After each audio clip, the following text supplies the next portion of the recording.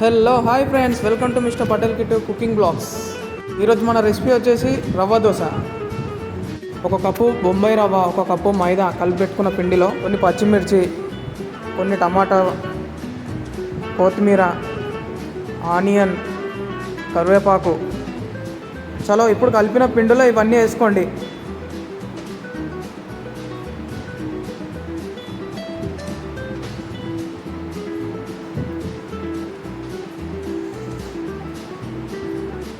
ఇప్పుడు టేస్ట్కి సరిపోయేంత సాల్ట్ వేసుకోండి. ఇప్పుడు మనం పొయ్యి వెలిగించి పెనం పెట్టండి. పెనం హీట్ ఎక్కినాక రవ్వ దోశ పొయ్యాలి. ఇప్పుడు రౌండ్గా స్ప్రెడ్ చేసుకోండి చుట్టూరుగా.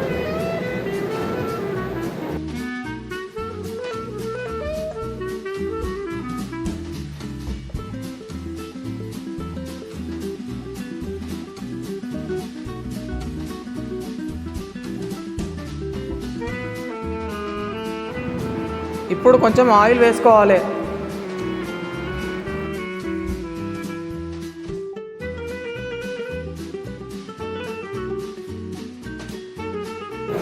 ఇప్పుడు ఆయిల్ స్ప్రెడ్ చేసుకోవాలి.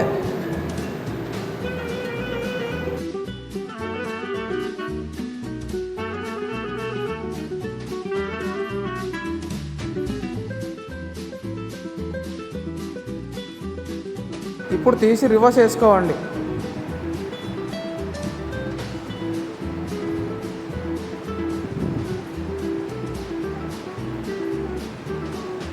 ఇంతేనండి, మన రవ్వ దోశ రెడీ. నేనైతే టమాటా చట్నీ పెట్టుకున్నాను, మీరు కావాలంటే పల్లి చట్నీ కూడా పెట్టుకోవచ్చు. ఇలాంటి మోర్ వీడియోస్ కోసం మిస్టర్ పటేల్ కిట్ కుకింగ్ బ్లాగ్స్ని సబ్స్క్రైబ్ చేసుకోండి. టేస్ట్ చేసి చూద్దాం ఎట్లా ఉందో. పర్లేదు, బాగుంది. మీరు కూడా ట్రై చేయండి. Thank you for watching.